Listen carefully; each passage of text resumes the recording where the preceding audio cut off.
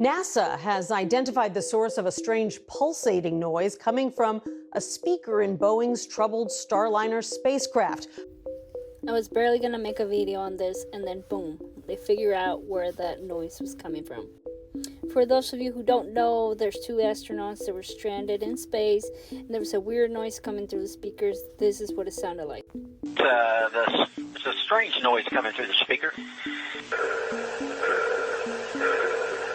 NASA says the noise turned out to be feedback from the communication system. It most definitely sounds like some kind of radar sound. I know not a lot of people trust NASA, so of course there is a lot of people that are very skeptical of them figuring out what it is. But there is other people that believe that NASA's being 100% truthful. Astronauts are on the ISS safely and everything's okay.